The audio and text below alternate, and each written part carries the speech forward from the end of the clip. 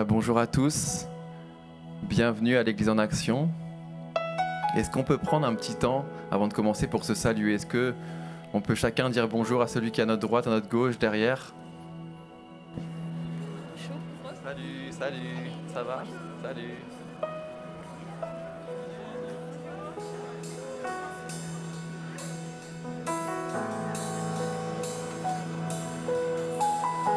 Voilà.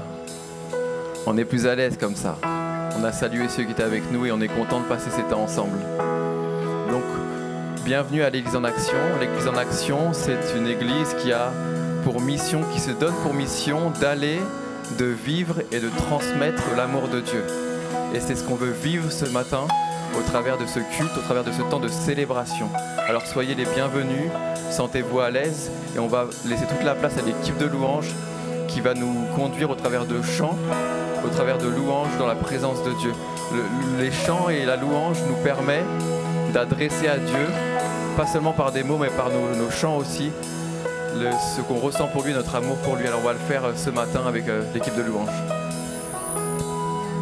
Je vous invite à vous lever et ensemble on va vraiment accueillir le Seigneur qui est au milieu de nous, son esprit qui est parmi nous. Nous avons un Dieu qui est présent, il n'est pas loin, il n'est pas éloigné, mais il est tout à côté de nous. Et c'est ce que nous allons chanter, que nous voulons qu'il soit le bienvenu, que nos cœurs vraiment sont disposés et prêts à ce que le Saint-Esprit puisse agir en ce lieu.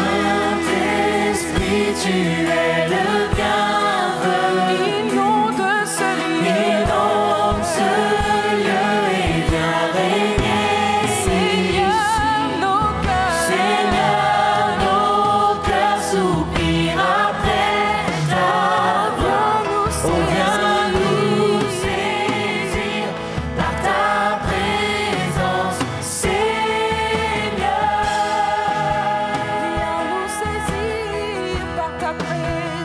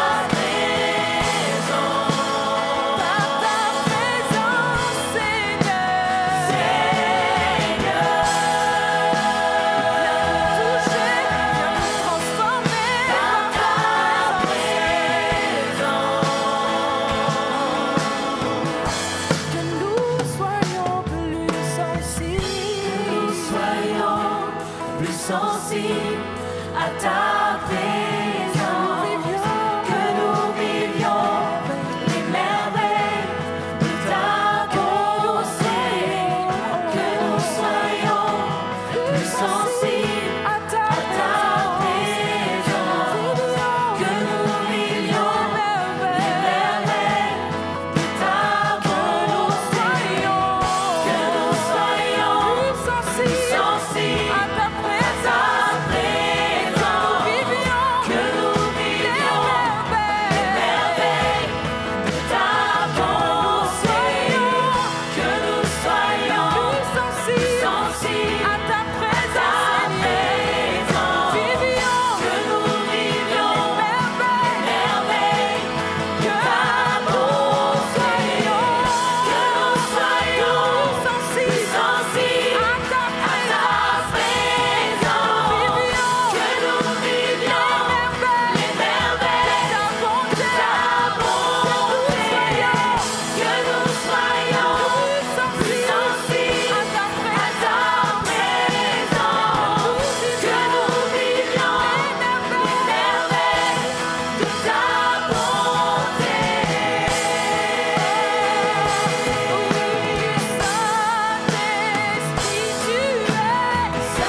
Saint-Esprit, tu es le bienvenu. Inonde ce lieu et viens régner ici.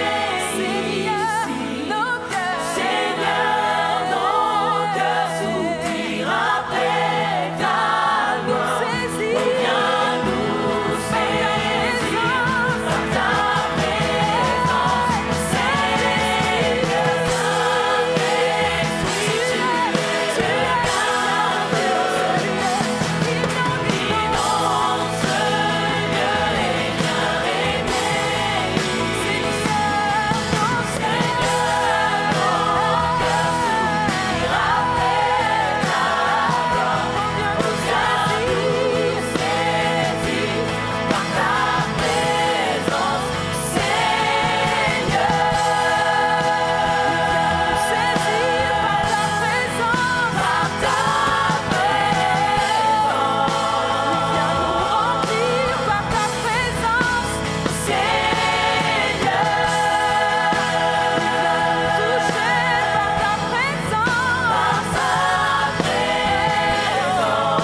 Toucher par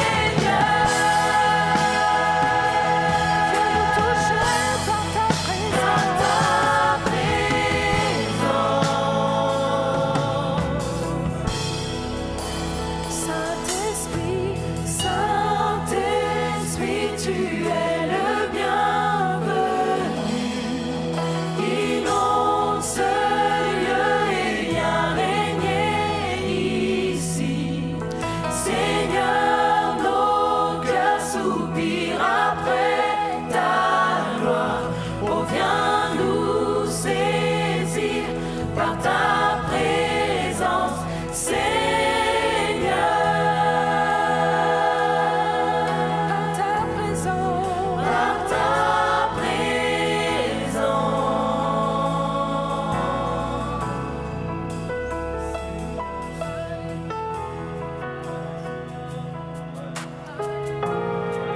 C'est dans Jérémie 31 au verset 3. Et c'est l'Éternel qui parle, donc c'est l'Éternel qui parle à chacun d'entre nous et qui dit que je t'aime d'un amour éternel. Et que parce que je t'aime, je te conserve ma bonté. Ce qui veut dire que dans son grand amour, Dieu veut encore se révéler à nous aujourd'hui et nous révéler sa bonté, parce que c'est un Père et c'est un bon Père.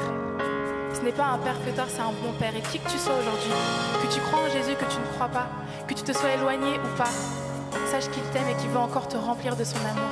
Et si c'est la première fois, il veut te remplir pour la première fois de cet amour.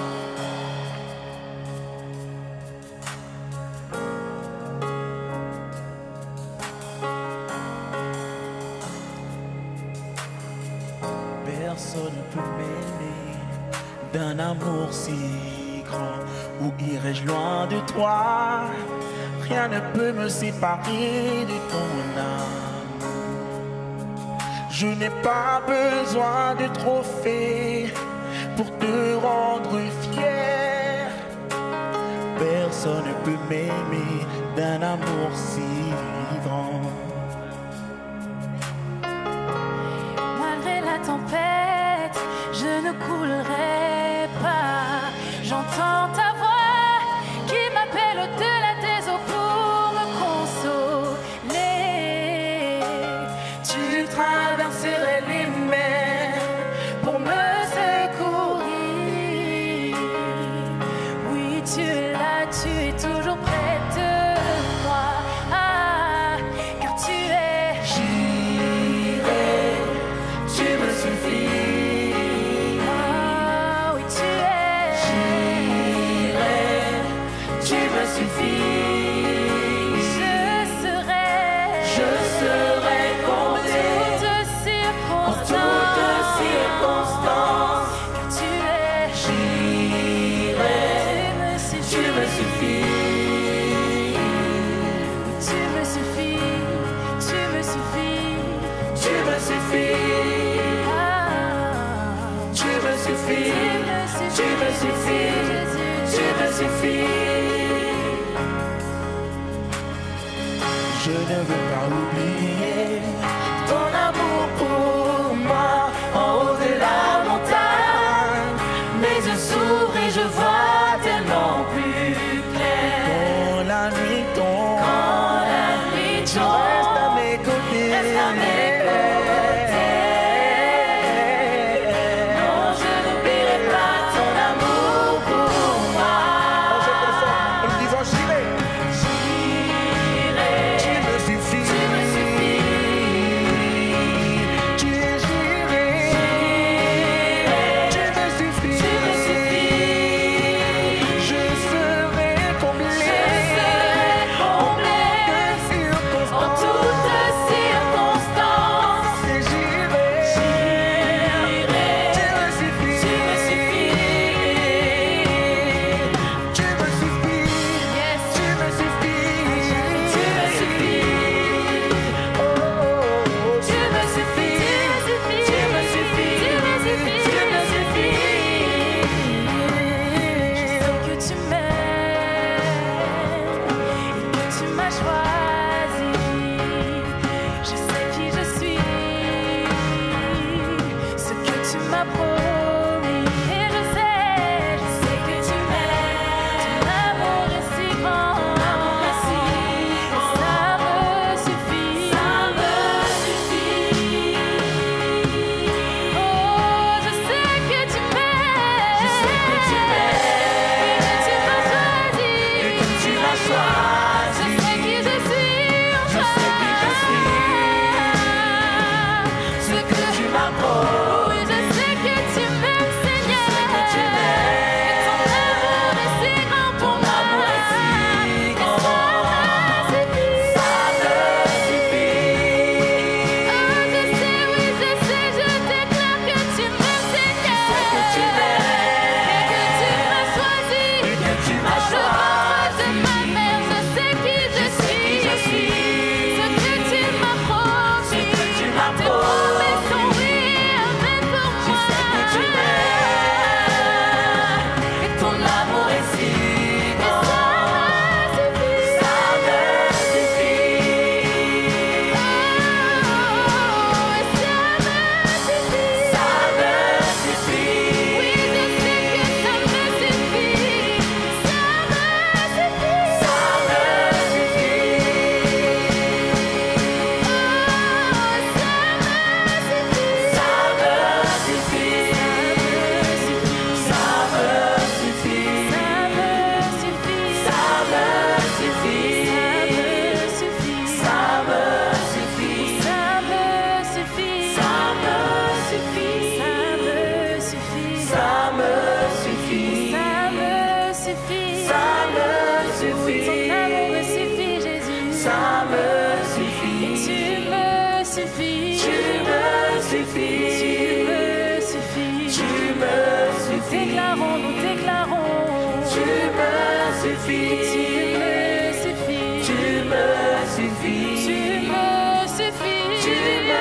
suffis.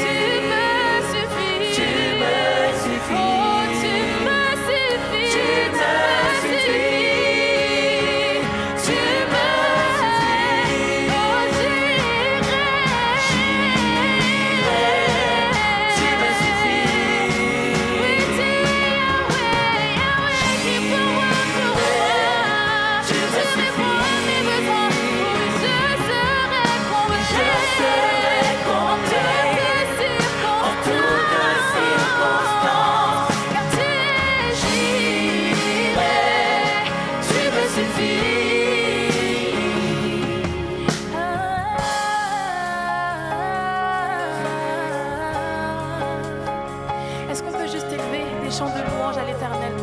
Juste des chants de louange à l'Éternel. Vous savez, Dieu est un Dieu qui aime quand on loue son nom, quand on adore son nom, avec un cœur sincère. Donc peu importe ce qu'on peut penser aujourd'hui, peu importe en fait, il veut juste qu'on puisse être vrai et qu'on puisse juste ouvrir notre cœur en étant vrai.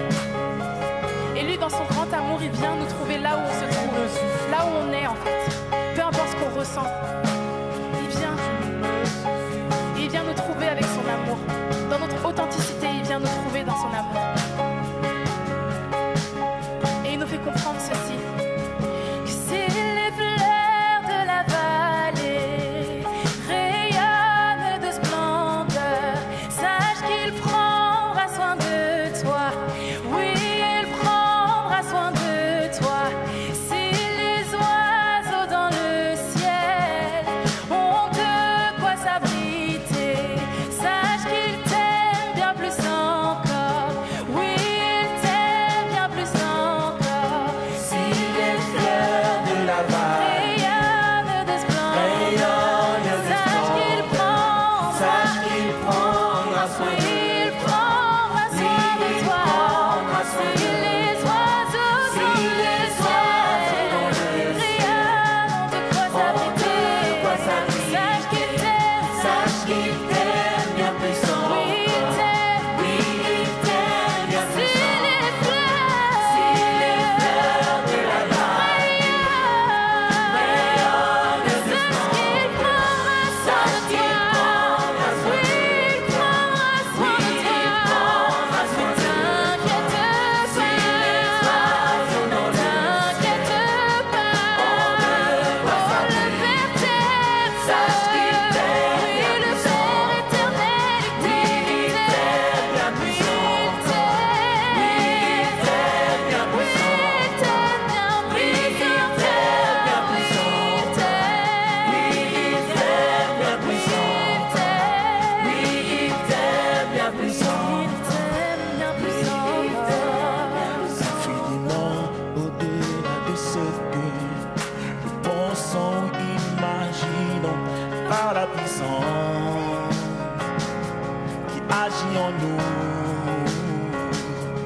Infiniment au-delà de ce que nous pensons, imaginons, par la puissance qui agit en nous. Infiniment Au-delà de ce que nous pensons, imaginons, par la puissance qui agit en nous. Infiniment, au-delà de ce que nous pensons, imaginons, par la puissance qui agit en nous. Et par la puissance qui agit en nous. Par la puissance qui agit en nous. Par la puissance qui agit en nous. Oui, par la puissance qui agit. Oui, par la puissance de Dieu, par la puissance de Dieu qui agit en nous. Nous chantons j'irai, tu me suffis. Nous chantons j'irai.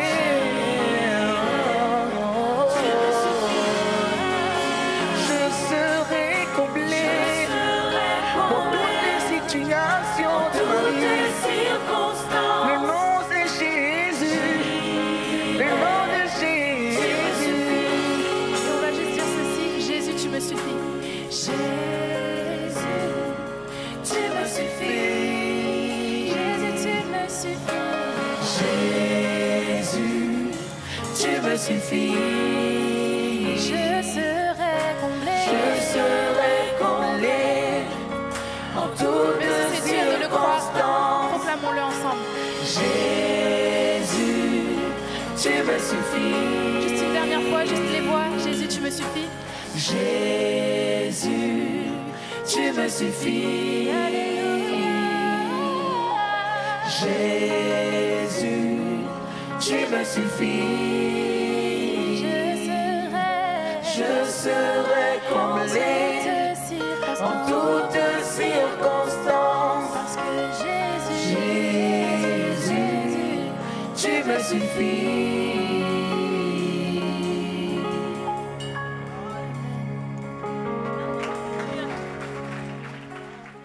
Amen. Qui sera? Qui sera? Est-ce que tu peux encourager ce matin ton voisin en lui disant qui sera contre toi? Personnalise la parole, la louange. Qui sera contre toi? Et qui sera contre moi par la grâce de Dieu? Alléluia. Si l'Éternel est avec nous, qui sera contre nous? Qui sera contre l'Église en action? Qui sera contre ta famille? Qui sera contre tes enfants? Qui sera contre ton travail? Si Dieu est avec nous, c'est ça que nous avons besoin. Dieu avec nous, c'est ce que j'ai besoin. Et c'est ce que nous allons prier. Seigneur notre Dieu, merci, car tu es là.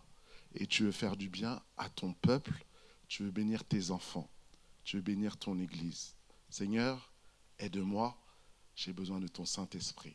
Parce que tu dis que ta parole doit être assistée par l'Esprit de Dieu pour communiquer, pour la compréhension, pour la révélation, pour la profondeur, pour l'encouragement. Fais, Saint-Esprit, qu'est-ce que tu veux faire au milieu de nous, dans chaque cœur, ici-bas, au nom de Jésus-Christ. Amen. Alors simplement, nous commençons ce temps où nous sommes dans cette saison de la recherche de la face de l'Éternel. Seigneur, je cherche ta face. Voici la vision pour ce temps jusqu'à septembre, décembre. Et nous avons eu déjà ce temps de jeûne et prière. Et l'église était bien remplie, alléluia, pour emmener l'église dans une recherche de la face de Dieu.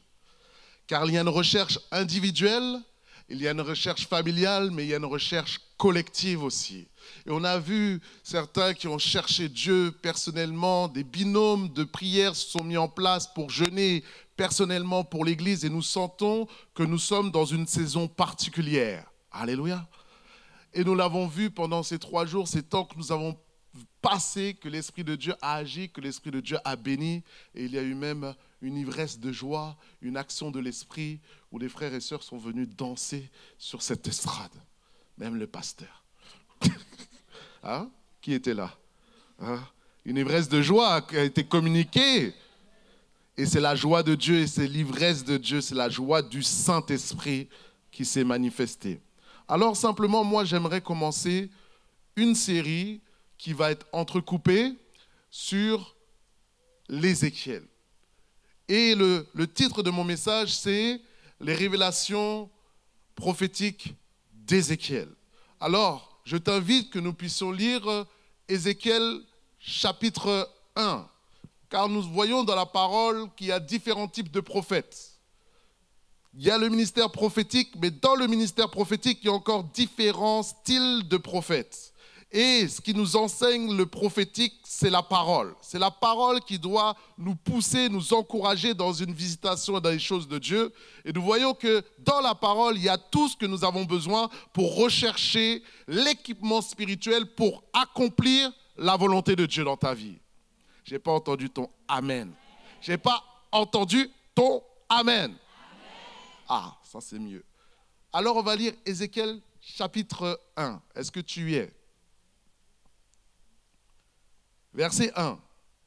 Il nous est dit, la 30e année, le 5e jour du 4e mois, comme j'étais parmi les captifs du fleuve de Kébar, les cieux s'ouvrirent et j'eus des visions divines. Le 5e jour du mois, c'était la 5e année de la captivité du roi Joachim, la parole de l'Éternel fut adressée à Ézéchiel, fils de Buzi, le sacrificateur dans le pays des Chaldéens, près du fleuve du Kébar.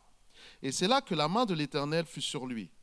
Je regardai et voici, il vint du septentrion un vent impétueux, une grosse nuée, une gerbe de feu, qui répandait de tous côtés une lumière éclatante, au centre de laquelle brillait comme de l'airain poli sortant du milieu du feu.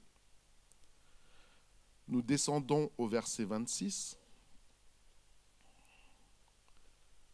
Verset 26. Il nous est dit, au-dessus du ciel qui était sur leur tête, là il parle des animaux spirituels qui se manifestent à Ézéchiel, il y avait quelque chose de semblable à une pierre de saphir, une forme de trône, et sur cette forme de trône paraissait comme une figure d'homme placée dessus d'eux, en haut. Je vis encore comme de l'airain poli, comme du feu au-dedans duquel était cet homme, et qui rayonnait tout autour, depuis la forme de ses reins jusqu'en haut, et depuis la forme de ses reins jusqu'en bas, et je vis comme du feu et comme une lumière éclatante dont il était environné. Tel aspect de l'arc qui est dans la nuit et en jour depuis, ainsi était l'arc excusez-moi. Tel aspect de l'arc qui est dans la nuit et en jour depuis, ainsi était l'aspect de cette lumière éclatante qui l'entourait. C'était une image de la gloire de l'Éternel. À cette vue, je tombais sur ma face et j'entendis une voix de quelqu'un qui parlait. Alléluia. Donc nous voyons cet homme de Dieu, Ézéchiel, qui reçoit une visitation divine de la part de l'Éternel. Car notre Dieu encore veut parler, il veut se manifester. Et le contexte de ce passage, c'est que nous voyons que Ézéchiel, le peuple juif, est parti en déportation. La théologie de la terre est très importante pour le peuple juif, puisque vous vous souvenez qu'il a dit « Je vous donnerai cette terre qui était Canaan », qui est aujourd'hui Israël. Israël est une terre que Dieu lui-même a donnée au peuple juif. Et cette terre-là, il a dit, c'est le pays où coule le lait et le miel. C'est le pays de la bénédiction, c'est un bon pays où vous allez vivre, effectivement. Pour ceux qui sont allés en Israël, quel beau pays! Un beau pays touristiquement magnifique. Et donc, alors qu'ils ont reçu ce pays, en moins 605, Nabuchodonosor, roi de Babylone, a vaincu l'Égyptien, a pris la domination sur tout Israël. Et donc, on est dans un contexte où Israël, Jérusalem tombe en ruine économique, en ruine politique, et tout le pays est déporté en Babylone.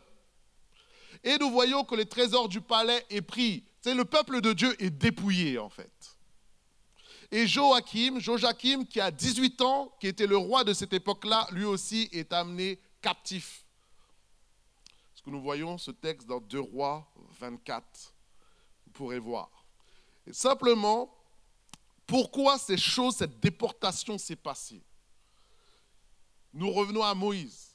Et Moïse, qui était un des prophètes de l'Éternel, et qui était plutôt un prophète de la puissance de Dieu, par les miracles et les plaies qu'il a manifestés en Égypte, et il a reçu du Seigneur Deutéronome 28. Et dans Deutéronome 28, avant qu'il monte pour partir et rejoindre ses pères, il a donné ses consignes au peuple d'Israël. Il a dit, voici les bénédictions qui vous accompagneront si vous croyez en Dieu, si vous obéissez selon ses commandements. Toutes les bénédictions qu'ils sont au verset 1 jusqu'au verset 14. 14 versets de bénédiction. Qui veut la bénédiction? Qui veut ces versets de bénédiction? Alléluia. Maintenant, il a parlé sur la bénédiction, mais il a parlé aussi sur la malédiction. Parce qu'il faut prêcher toute la Bible. Il faut prêcher toute la Bible. Il faut prêcher toute la Bible. Verset 20. Et voici les malédictions. Il a dit, voilà, maintenant, si vous n'obéissez pas aux lois de l'Éternel, voici les malédictions qui vous accompagneront. Il parle au peuple de Dieu. Verset 20. Le Seigneur enverra contre toi la malédiction. Il te frappera de panique. Il te rabrouera dans toutes tes entreprises. Jusqu'à ce que tu sois détruit. Aïe, aïe, aïe. Hein? Et que tu disparaisses bien vite. Ah, aïe, aïe, aïe. À cause de tes agissements mauvais. Dieu n'est pas le Dieu de la destruction. Il ne veut pas nous détruire. Mais nos comportements peuvent agir sur les yeux de l'Éternel sur nos vies. Parce que tu m'as abandonné. Verset 45, il dit, toutes ces malédictions viendront sur toi, elles te poursuivront et t'atteindront jusqu'à ce que tu sois détruit parce que tu n'as pas écouté le Seigneur, ton Dieu, en observant ses commandements et ses prescriptions. Donc ce qui est intéressant, c'est que Dieu est un pédagogue par son prophète Moïse. Et elle dit, voici, La vie est devant toi, la mort est devant toi, la bénédiction est là, la malédiction est là. Voici ce que Dieu veut pour toi, c'est que nous soyons tous bénis. Dieu veut bénir la nation, Dieu veut bénir l'humanité. Et il l'a béni en Jésus-Christ de Nazareth. Mais maintenant, le choix de recevoir la bénédiction, c'est un choix personnel. C'est un choix d'accepter Jésus dans sa vie. Mais une fois que j'ai accepté Jésus, c'est un choix d'obéir au commandement de Dieu. Et ça, maintenant, ça nous concerne. Parce que là, c'était le peuple juif et les choses anciennes ont été écrites pour nous servir d'exemple. Ça veut dire ce qui est arrivé au peuple juif, là, en Israël, c'est nous, là. Nous sommes l'Israël spirituel. Et maintenant, s'ils ont perdu le pays, nous sommes dans cette déportation, c'est qu'ils ont commencé à désobéir aux lois de l'Éternel. Ils ont abandonné leur Dieu. Et c'est pour ça, la conséquence a été, le roi de Babylone est venu, a été un instrument dans les mains de Dieu pour déposséder ce que Dieu avait donné. Ah oui. La nature ne supporte pas le vide. Ou tu adoreras Dieu, ou tu adoreras les choses du monde. Matthieu 6, 24 nous dit bien cela. Nul ne peut servir deux maîtres, car ou il haïra l'un et aimera l'autre, ou il s'attachera à l'un et méprisera l'autre. Vous ne pouvez servir Dieu et Mammon. Qu'est-ce qui est la priorité de ton cœur? Qu'est-ce que tu vas aimer? Qu'est-ce qui va chérir? Qu'est-ce qui est assis dans ton cœur? Est-ce que c'est Dieu? Si ce n'est pas Dieu, ça va être autre chose qui va prendre Dieu, la place de Dieu dans ton cœur. Mais plus tu aimes Dieu, plus tu seras éloigné du péché. Plus tu aimes Dieu, plus tu seras éloigné de Satan. Plus tu seras éloigné des malédictions. Plus tu seras éloigné de tout le fléau de ce monde. C'est pour ça que Dieu dit, aime Dieu de tout ton cœur, de toute ton âme, de toute ta pensée, de toute ta force.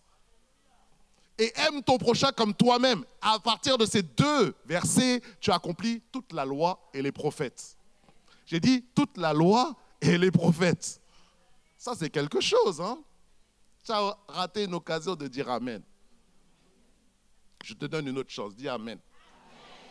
Alors, c'est pour ça qu'il dit, garde ton cœur plus que toute autre chose, car de lui viennent les sources de la vie. Proverbe chapitre 4, verset 23. J'ai besoin de garder mon cœur au Seigneur. Parce que c'est ce qui s'est passé pour Israël. Ils ont abandonné Dieu. On connaît l'histoire de Moïse. On connaît les rebelles. On connaît tous ces gens qui se sont levés même contre le serviteur de Dieu. Et voici ce qui s'est passé.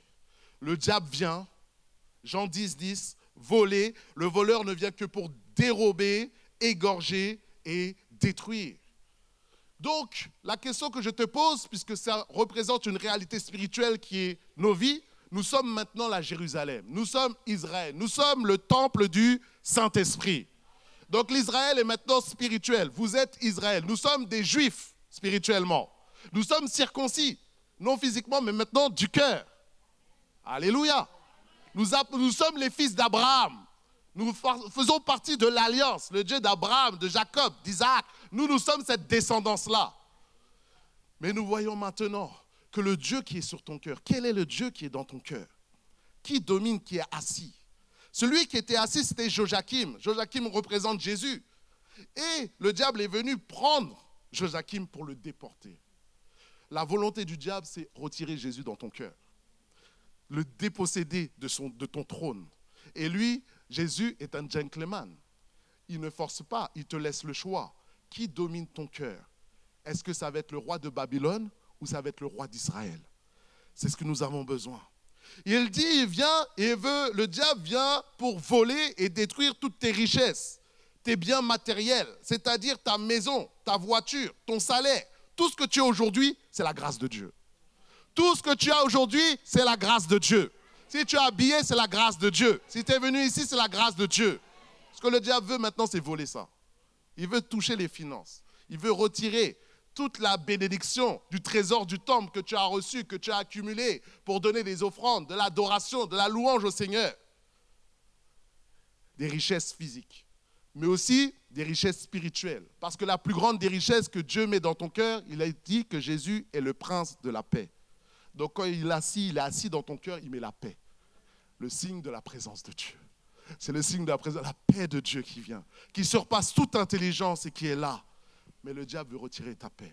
Il veut retirer l'amour. Il veut retirer la joie. Il veut retirer les fruits de l'esprit, la bonté, la bienveillance. Tout cela, lui, il veut venir Il est là, il rôde et il veut détruire la Jérusalem que tu es. Nous ne voulons pas être ignorants des plans du diable pour notre vie. Il ne faut pas que nous soyons ignorants. Alléluia. Alors, regarde, la Babylone, Jérusalem représente la ville de Dieu, la ville sainte. La Jérusalem veut dire la ville de la paix. Mais ceux qui ont contrebas de Jérusalem, c'est Babylone. Babylone représente la ville du péché. Regarde Apocalypse chapitre 14, verset 8, il nous dit, elle est tombée, pour ceux qui prennent des notes, elle est tombée, Babylone la grande, qui a abreuvé toutes les nations du vin de la fureur de son impudicité. La puissance de Babylone, c'est l'impudicité, la débauche sexuelle qui nous est dit, qui va porter un jugement de Dieu sur Babylone. Apocalypse 16, 19, Dieu se souvint de Babylone la grande, pour lui donner la coupe de vin de son ardente colère. Les fléaux de l'Apocalypse, c'est à cause du péché de Babylone, c'est à cause du péché de l'humanité.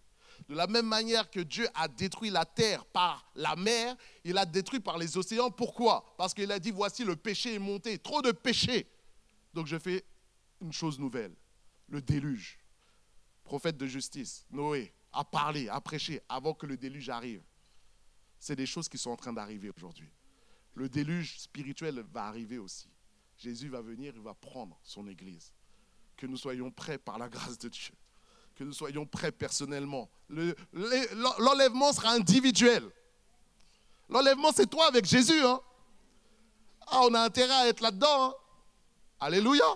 Il nous a prévenus, il a dit, je viens bientôt, j'arrive bientôt. Tous les signes sont en alerte pour nous dire que Jésus est là, à la porte. Que Dieu nous fasse grâce. C'est tout ce que je peux dire. Que Dieu nous fasse grâce. Apocalypse 17, 5, il nous dit, sur son front était écrit un nom, un mystère, Babylone la grande, la mère, écoute bien, la mère des impudiques et des abominations de la terre. Dieu est un Dieu de justice, un Dieu de sainteté. Donc, Jérusalem représente la ville de Jésus, Babylone représente la ville de Satan.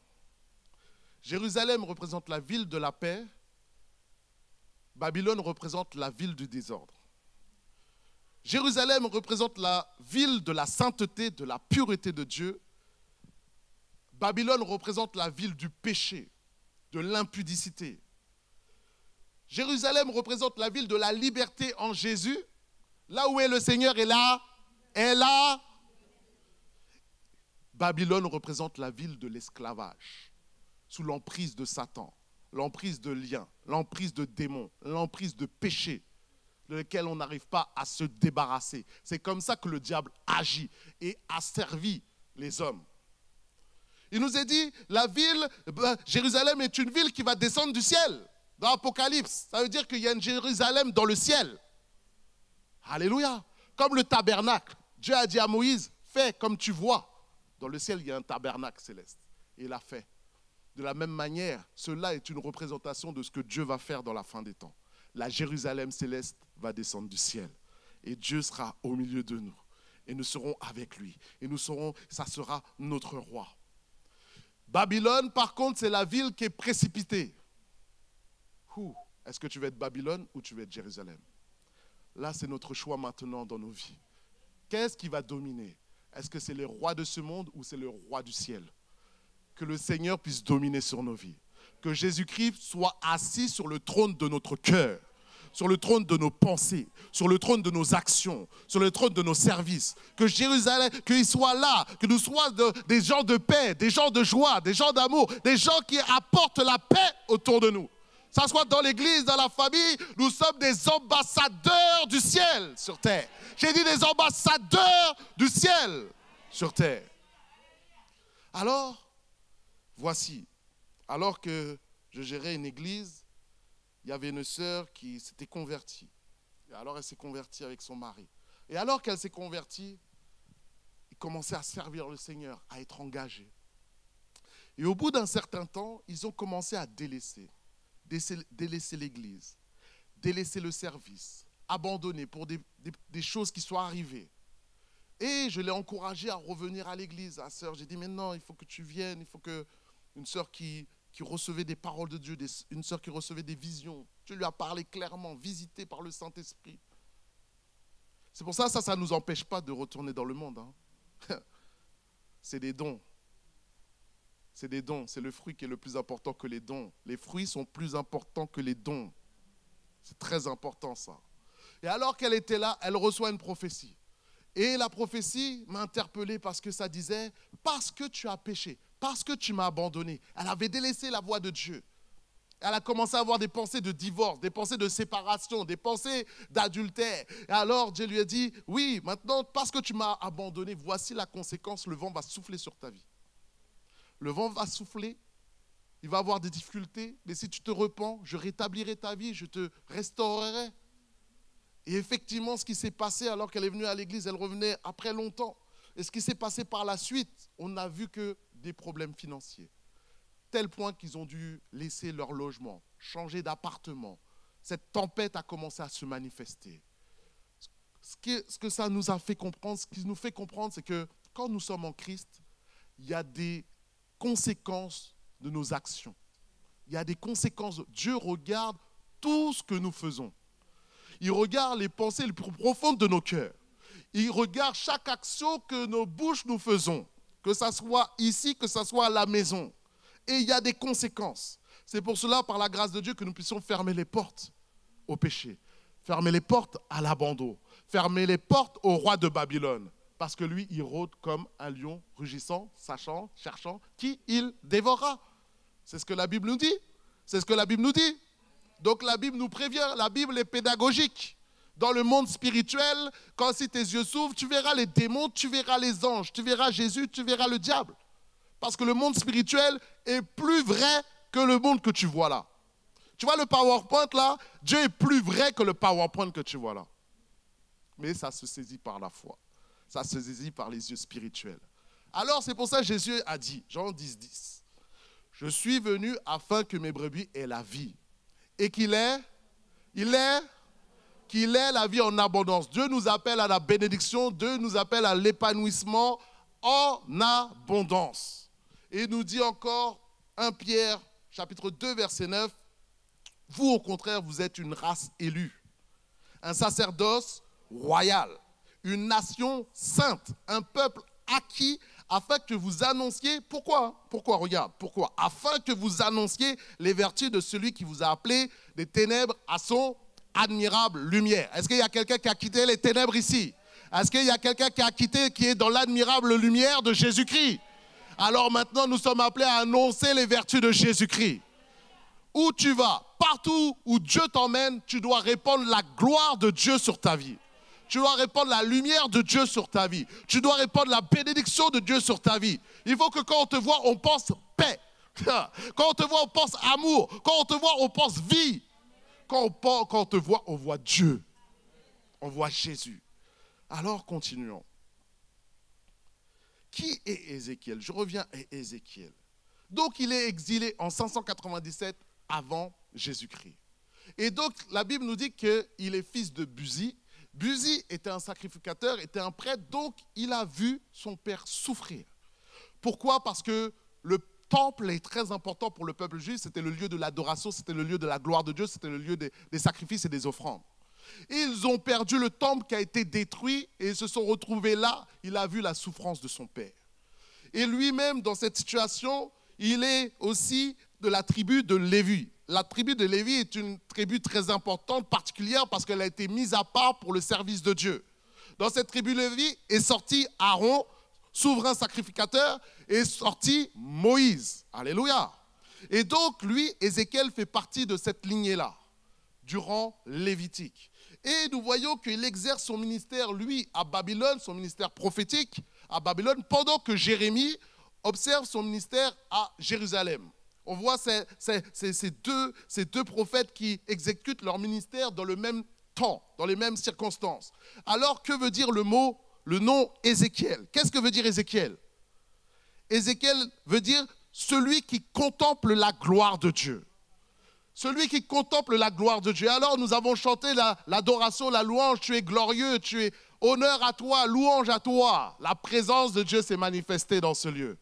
et nous étions au bénéfice de la gloire de Dieu. Est-ce qu'il y a ici des gens qui contemplent la gloire de Dieu? Est-ce qu'ici, il y a des contemplateurs de la gloire de Dieu? Est-ce qu'ici, il y a les adorateurs en esprit, en vérité, que le Père cherche? Est-ce qu'ici, il y a des Ézéchiel qui vont se lever, qui vont adorer Dieu de tout leur cœur et de toute leur âme?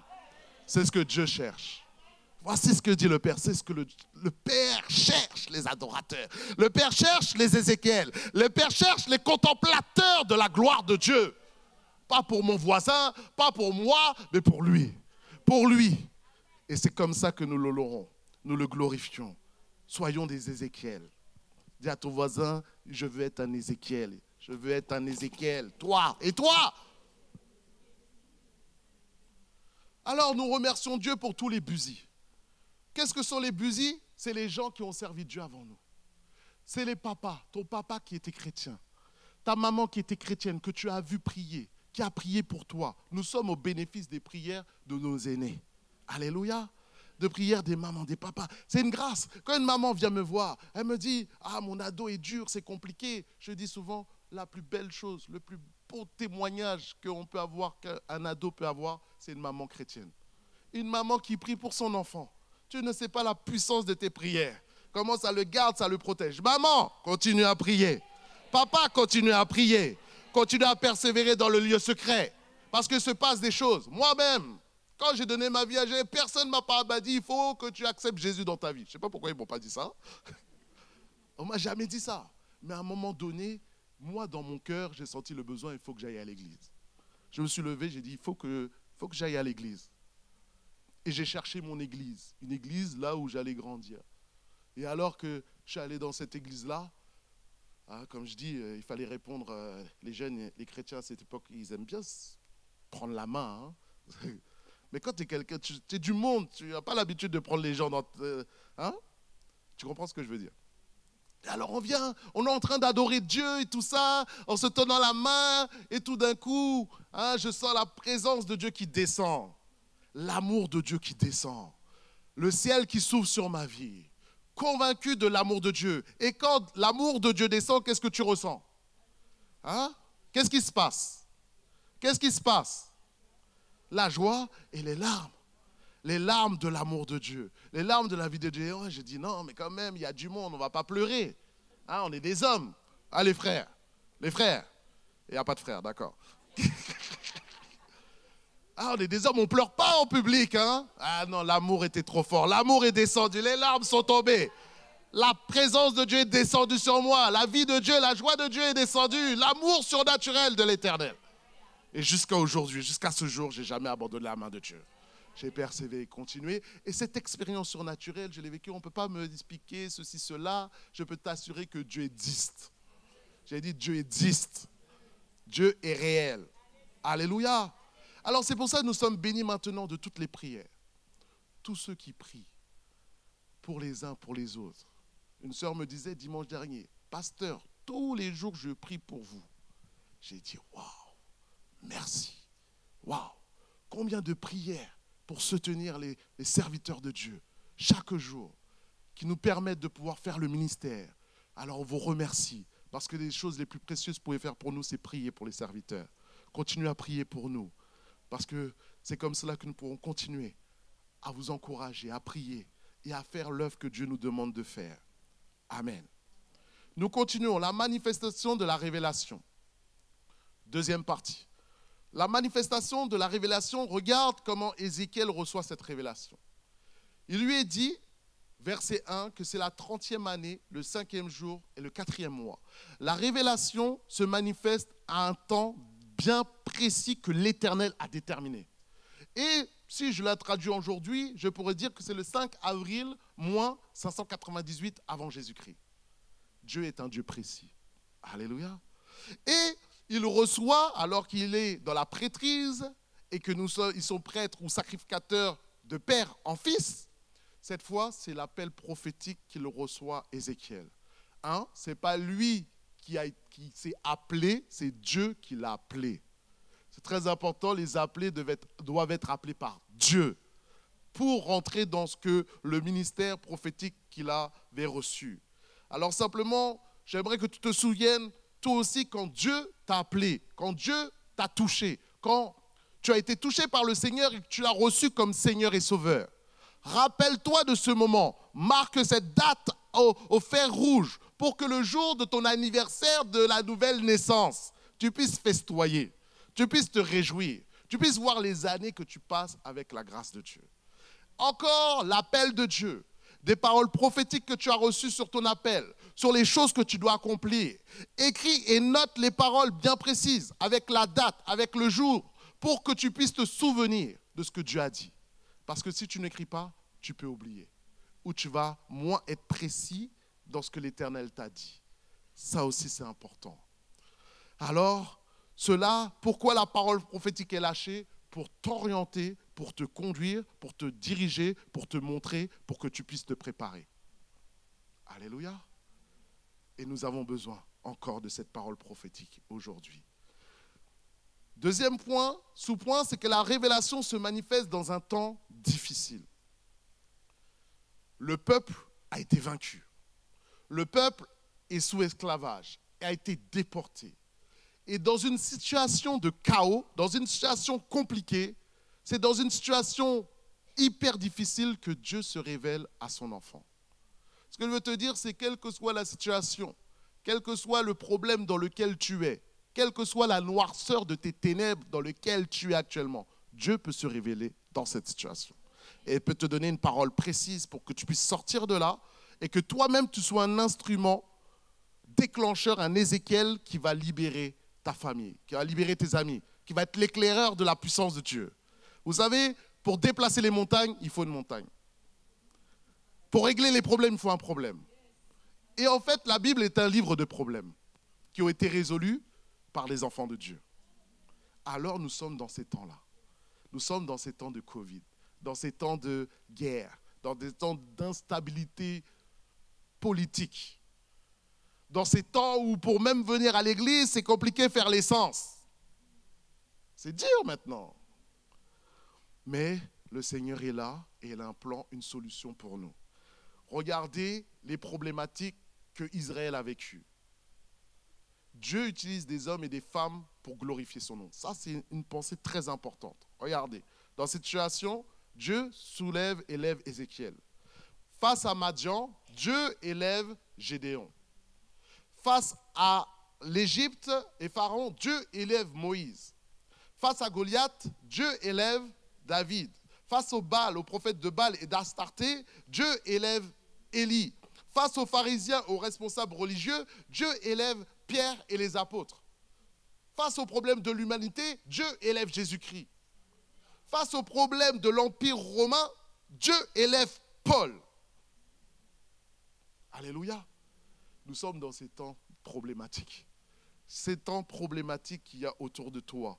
Et nous avons besoin de la révélation. La révélation des fils de Dieu. Le monde a besoin de nous. Ce n'est pas des blagues. Vous avez vu ce qui s'est passé cette semaine? Vous avez vu les meurtres, les disparitions? Cette jeune fille de 20 ans qu'on a retrouvé son corps morte, ça fait mal au cœur. Je ne sais pas pour vous, 20 ans, qui était chaleureux, gentil, qui ne faisait pas de problème. Et puis l'agresseur a reconnu avoir violé cette fille, l'avoir tuée. Une vie qui est partie pour ça. Il nous est dit, Romains 8, 19, aussi la création attend-elle avec un ardent désir la révélation des fils de Dieu. Le monde a besoin de toi. Tes amis ont besoin de toi. Ta famille a besoin de toi.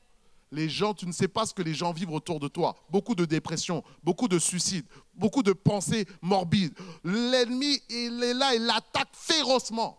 Nous sommes en Jésus, nous sommes protégés. Mais là, dans le monde, c'est terrible.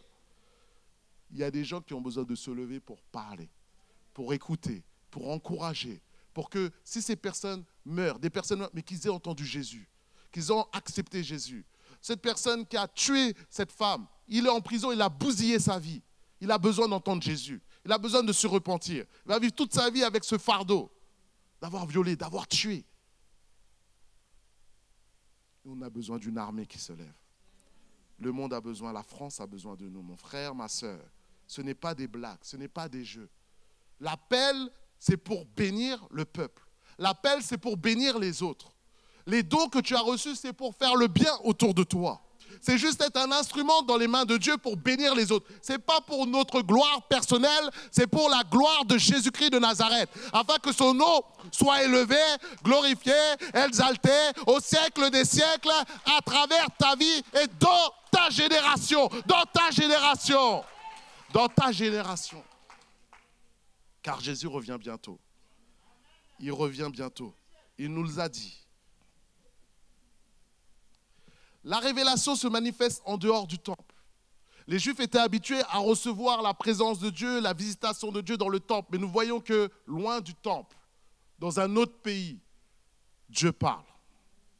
De la même manière, Dieu agit dans l'Église particulièrement, à travers la louange, à travers la prédication, à travers les dons spirituels, à travers la communauté, les prières. Mais Dieu peut te parler partout où tu vas. L'Esprit de Dieu n'est pas limité.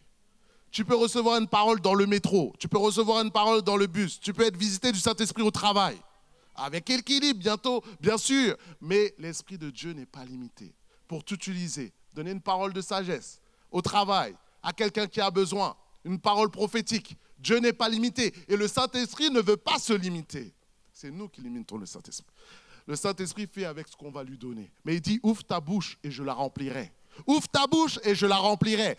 Ouvre ta bouche et je la remplirai. Est-ce que tu veux décider d'ouvrir ta bouche? Est-ce que tu veux décider de libérer le nom de Jésus? On a dit, il n'y a pas d'autre nom que celui-là pour être sauvé, pour être libéré, pour être délivré. Il n'y a qu'un seul nom, c'est le tout-puissant nom de Jésus. C'est le seul nom, les démons tremblent. Ils ont besoin d'entendre ce nom-là. Mon frère, ma soeur, ils ont besoin d'entendre ce nom. Je suis obligé de t'encourager ce matin. Alors, encore, la révélation se manifeste sous le règne de Joachim. Et c'est intéressant, la Bible est très précise. Joachim, roi de 18 ans de cette époque, et nous voyons que dans les textes prophétiques, souvent, il est expliqué qui est le roi, qui est le gouverneur, qui est les magistrats.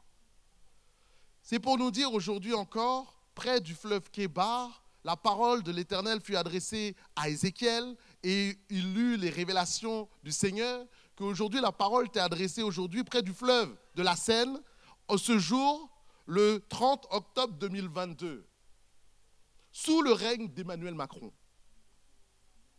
Vous savez qu'on a discuté en France avec ça. Ça ne veut pas dire qu'il est parfait, qu'il fait tout. Non, pas du tout. C'est juste qu'aujourd'hui, la France est sous son règne et qu'on a besoin de prier pour lui. Parce qu'il nous est dit, Romains 13:1, que toute personne soit soumise aux autorités supérieures, car il n'y a point d'autorité qui ne vienne de Dieu. Et les autorités qui existent ont été instituées par Dieu. Donc, voici que si tu reçois la parole, Dieu, dans ce texte de la vie pour écrire exactement à côté du fleuve de la Seine, à l'église en action, sous le règne d'Emmanuel Macron. Respect à lui et besoin de prière pour lui et pour la France, car elle en a besoin.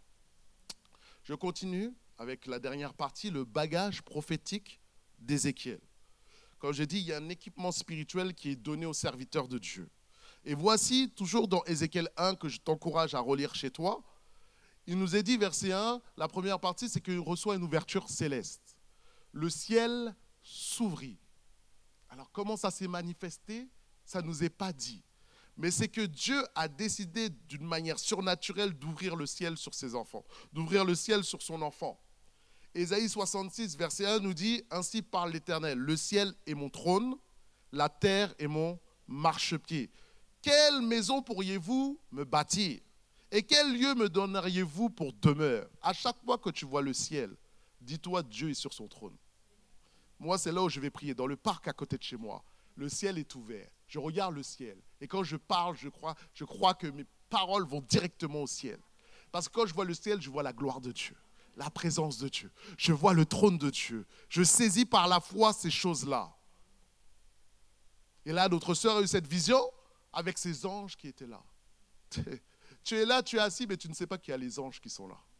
Qui gardent son église. Qui gardent tous ceux qui craignent l'Éternel.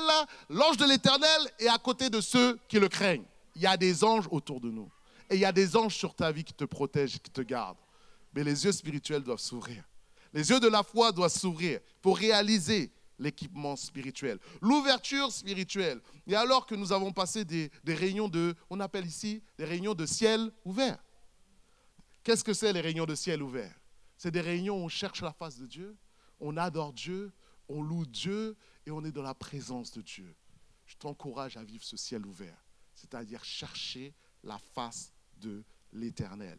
Et Jacob a dit, je vois les anges monter et descendre, comme sur une échelle. Les anges aussi sur nos vies maintenant montent et descendent, parce que Dieu est dans le ciel et nous sommes sur terre. Et ce sont des anges qui sont des serviteurs pour opérer le ministère pour ceux qui doivent hériter le royaume de Dieu. C'est-à-dire toi et moi. Est-ce qu'il y a quelqu'un qui veut hériter le royaume de Dieu? Appelle les anges sur ta vie. Est-ce qu'il y a quelqu'un qui va hériter le royaume de Dieu? Les anges sont là, ils montent et descendent sur ta vie. Ils montent et descendent sur ta famille. Ils montent et descendent sur ta destinée. C'est une réalité spirituelle. Alléluia. Deuxième point, nous reçoit des visions célestes. Juste des visions. Nous nous souvenons de ce texte de Joël chapitre 2 verset 28 qui dit « Je répandrai mon esprit sur toute chair. Vos fils et vos filles prophétiseront. Vos vieillards auront des songes et vos jeunes gens des visions. » Dans l'Ancien Testament, c'était les prophètes, les rois, les sacrificateurs qui étaient sous onction.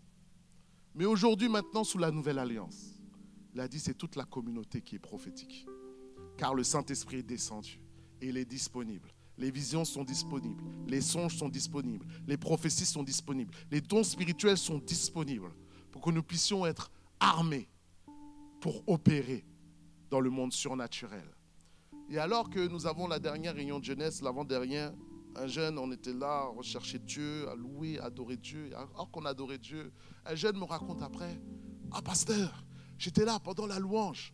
Et alors que la première fois que ma vie ça arrive, je vois comme une cicatrice, une vision. La première fois de ma vie, je reçois une vision, une cicatrice. Et dans cette cicatrice, tout d'un coup, je vois une lumière éclatante qui couvre la cicatrice et qui guérit la cicatrice. » Que le Seigneur libère ses visions. Que le Seigneur libère ses dons. Que le Seigneur libère son Saint-Esprit sur nos vies. Nous en avons besoin. Nous en avons besoin. Troisième équipement, il reçoit une parole du Seigneur précise. La parole du Seigneur parvint à Ézéchiel. Il a entendu la voix audible de Dieu. Il est possible d'entendre la voix claire de Dieu qui te donne des consignes et des directives. Il peut aussi te parler par la vision, la parole prophétique. Il peut encore te parler par une conviction intérieure par le Saint-Esprit qui est en toi. Il peut encore te parler quand tu lis la Bible et tu lis la parole. Et alors que tu lis la Bible, tu lis la parole, un verset particulier sort. C'est comme si le verset sort des textes et te frappe. C'est ce qu'on appelle un réma de Dieu. Est-ce que quelqu'un a déjà vécu un réma? Est-ce que quelqu'un a déjà vu un réma? Quand tu es dans ta lecture continuelle, le Seigneur va te parler aussi. Et peut te parler très spécifiquement. Mais il faut être à l'écoute du Seigneur. Et le dernier point que nous voyons qu'il reçoit, le prophète comme équipement dans ce texte, c'est qu'il reçoit l'onction du Seigneur. Il dit, la main de l'Éternel était sur moi. Verset 3. Qu'est-ce que cela veut dire? Ça veut dire qu'il est saisi par le Saint-Esprit. Il est saisi par l'Esprit de Dieu. Et alors qu'il est saisi par l'Esprit de Dieu, ce que pourrons nous appeler aujourd'hui être rempli de l'Esprit, déborder de l'Esprit. Et alors qu'il est rempli de l'Esprit, il peut opérer, il peut agir. Il ressent la présence de Dieu, le feu qui comble sa vie. Et c'est ce qui s'est passé, cette expression est souvent utilisée avec Samson. Samson est un juge et il doit combattre les Philistins. Et souvent il nous est dit, je vais te donner la référence, il nous est dit, Juge 14, verset 6, l'Esprit de l'Éternel saisit Samson. Et sans avoir rien dans la main, Samson déchira le lion, comme on déchire un chevreau. Être saisi de l'Esprit communique une puissance, communique une autorité pour détruire la puissance du diable, détruire les œuvres du diable, prendre autorité sur les esprits mauvais et méchants. Cette autorité, cette onction est disponible pour tous.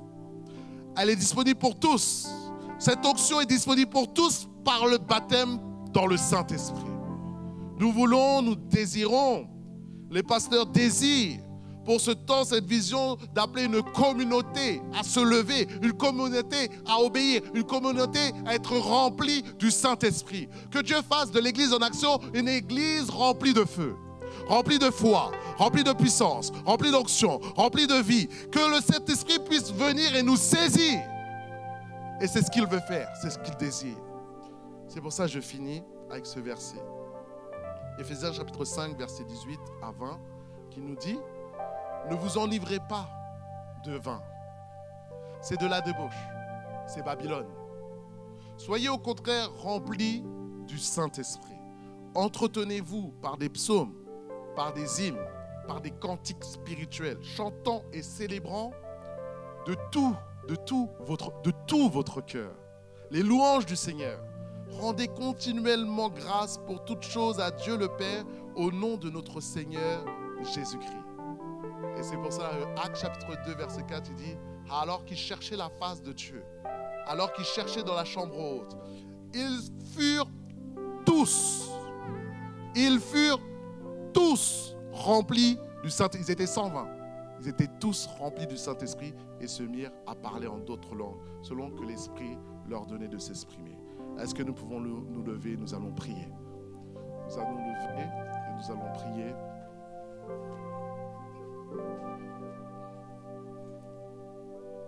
Voilà simplement l'équipement d'Ézéchiel, l'équipement du serviteur de Dieu, l'équipement prophétique, une ouverture céleste, une vision, une parole, une onction. Ces choses-là sont disponibles pour nous.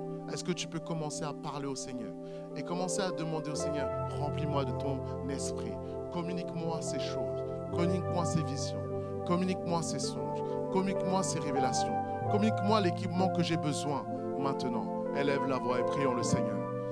Éternel Dieu, nous avons besoin de toi et ta communauté a besoin de ton esprit en cet instant. Nous invoquons le tout-puissant nom de Jésus. Nous invoquons le tout-puissant nom de Jésus. J'invoque la présence du Saint-Esprit qui se répand dans ce lieu. Viens souffler maintenant. Viens souffler maintenant. Chaque personne dans ce lieu, remplis maintenant de ton Saint-Esprit. Remplis maintenant et communique les visions. Communique les songes. Communique les prophéties. Communique, Seigneur mon Dieu éternel, cette onction que nous avons besoin pour accomplir, Père Céleste, ce que tu nous demandes de faire. Bénis chacun et chacune dans cette recherche de ta face alors que nous sommes dans ta présence. Tu le fais maintenant et tu souffles ton esprit. Ce vent impétueux souffle maintenant sur nos vies et nous sommes renouvelés. Nous sommes renouvelés dans le Saint-Esprit. Amen. Chantons le Seigneur.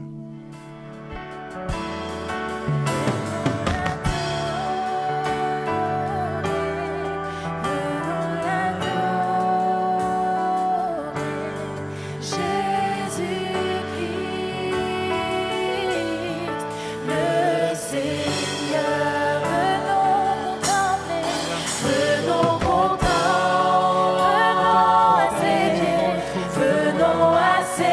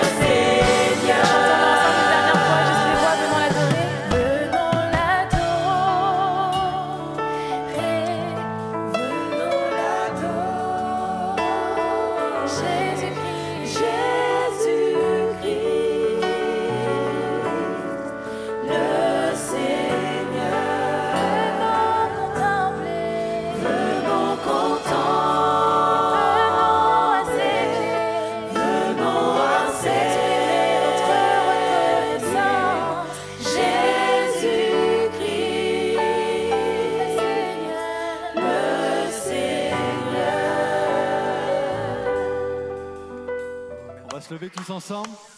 Yes, est-ce que vous êtes prêts?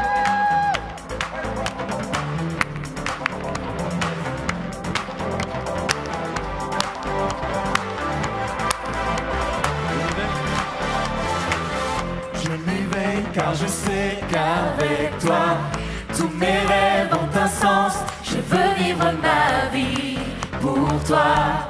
J'ai pris ma décision. Tu me révèles, tu me montres tes merveilles. À jamais je dans ton amour, car tu m'as libéré. Oh Dieu, aucun moment n'est perdu. Vois le soleil. Vois le soleil percer les ténèbres, noir et blanc. Maintenant se change en couleur, mon sauveur. Oui, tu fais toutes choses nouvelles. Maintenant je vis.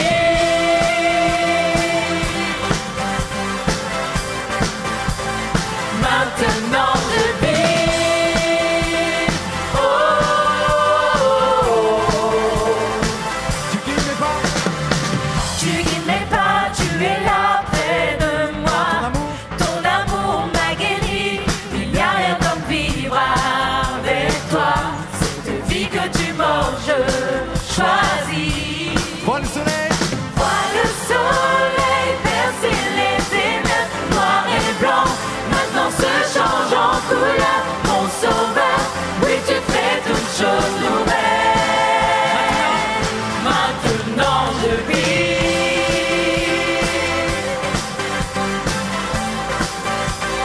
Maintenant je vis. Oh, oh, oh. Emmène-moi plus loin qu'auparavant. En ton amour je prends mon essor. Ta liberté tu portes ouverte. Tu es tout pour moi et plus encore.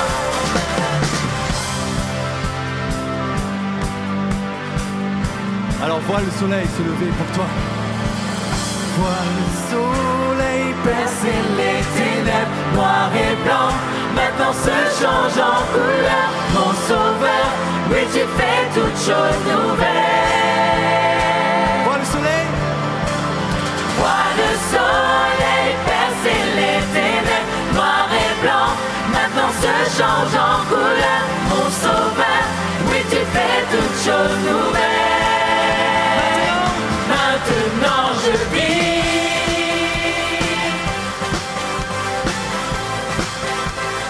Maintenant je vis.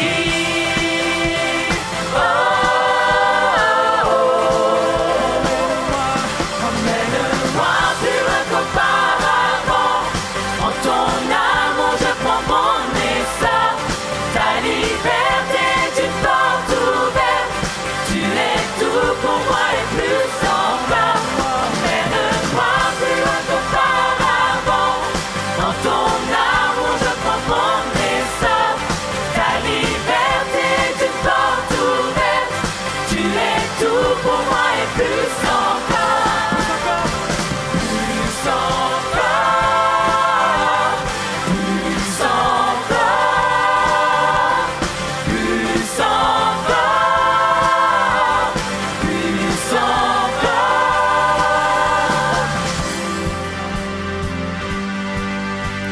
Alléluia.